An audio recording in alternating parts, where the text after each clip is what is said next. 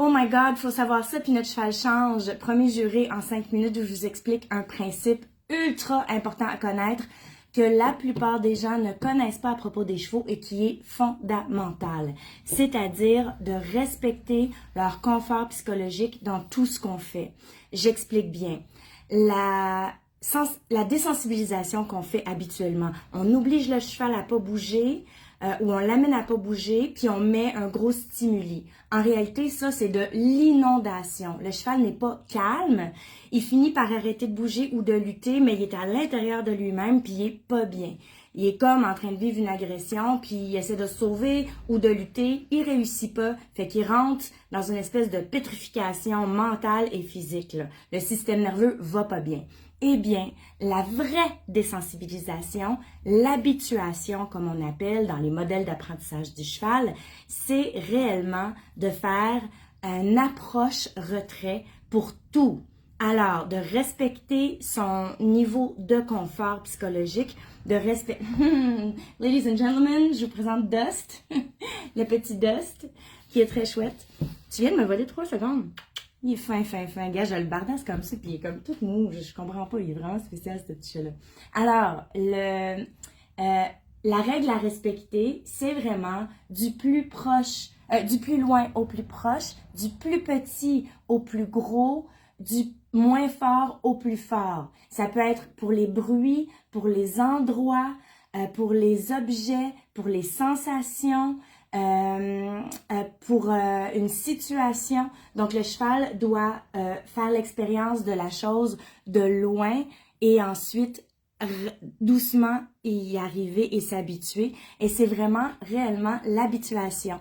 Donc, on remarque, par exemple, pour le coin du manège, que ça va bien, et là, tout d'un coup, il y a comme une ligne tracée dans le sable, là, puis à l'extérieur de cette ligne-là, il est bien. Dès qu'il dépasse la ligne un pas, il est vraiment pas bien. Et c'est ça, le confort psychologique. Même chose pour un objet. Quand on regarde les chevaux qui sont en liberté, qui sont libres, et qui ont le droit d'aller vers un objet qui les inquiète de la façon qu'ils veulent, alors ils sont inquiets et ils vont approcher doucement, et là, ils vont reculer un peu, ils vont aller à droite, ils vont regarder avec l'œil droit.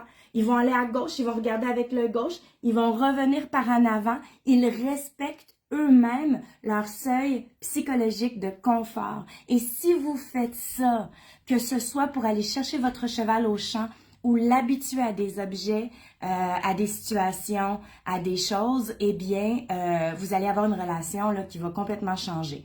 Il y a énormément de subtilités à comprendre autour de ça, mais entre autres, je vais vous donner un exemple.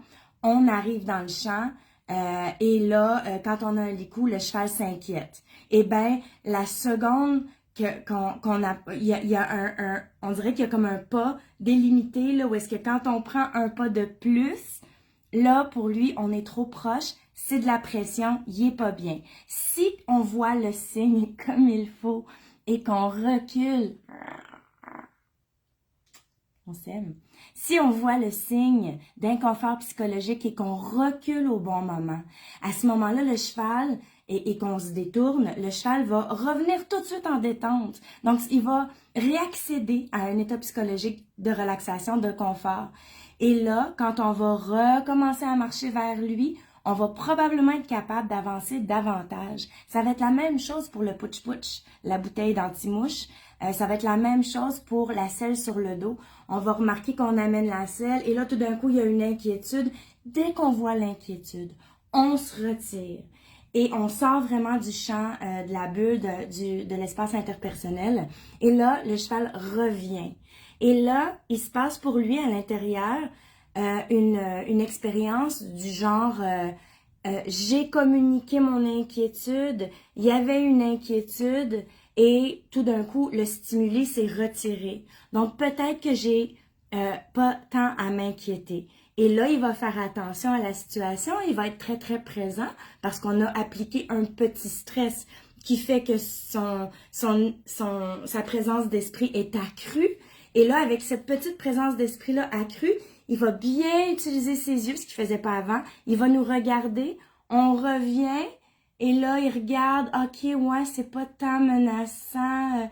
Et là, on peut probablement faire quelques pas de plus. Et là, oups, Mais il faut pas attendre que le cheval s'inquiète trop. C'est pour ça qu'il faut connaître les états psychologiques et toutes les micro-expressions de refus et d'inconfort. Et c'est mon temps! J'ai réussi! Ben, j'ai réussi. C'est à vous de me le dire. Merci beaucoup. Bonne journée tout le monde. Ici en Estrie, il y a de la neige, mais ça fait partie de la game. Puis je m'en vais jouer dehors avec les chevaux. Peace. Que le cheval soit avec vous.